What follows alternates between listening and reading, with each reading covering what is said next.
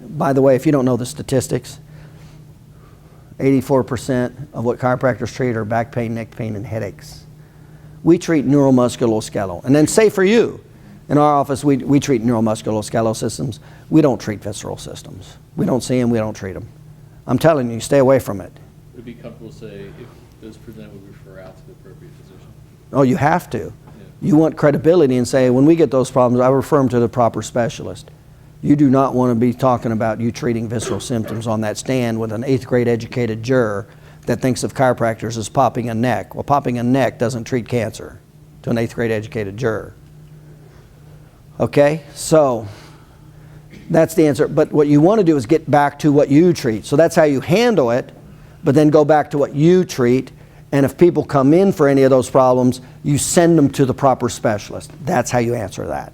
That's called being what? Responsible. That's what that's called. Okay?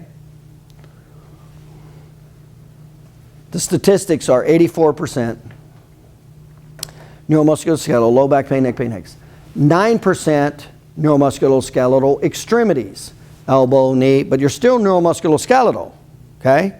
So that takes us up to what percentage of people and what category? It's actually 7%. We're at 91 now. 7% are neuromusculoskeletal extremities. Okay, so we're at 91% of the population sees chiropractors.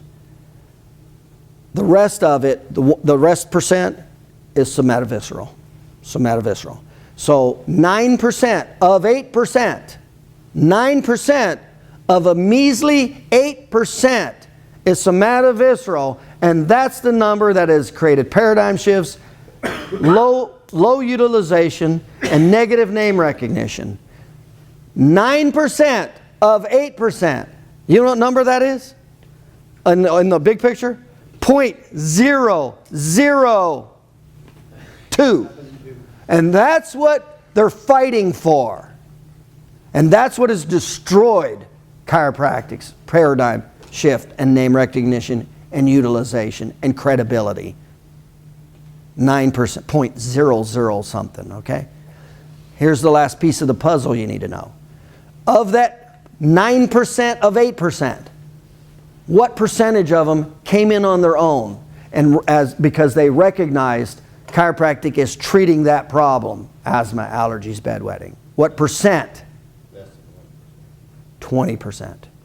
4 out of 5 of the patients that do get treated for asthma, allergy, bedwetting have all been educated through the patient. So what percentage of them are actually looking for chiropractors for asthma, allergy? 20% of 9% of 8%. How small of a number is that? And that's in a confined geographic area and with competitors, other chiropractors. And that is what has inhibited you in this profession and utilization.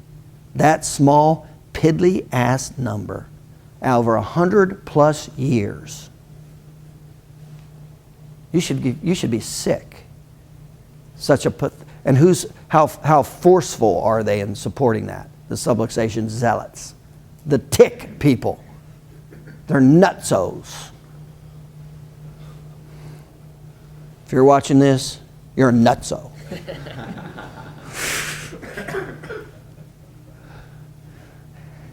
You know what I always say?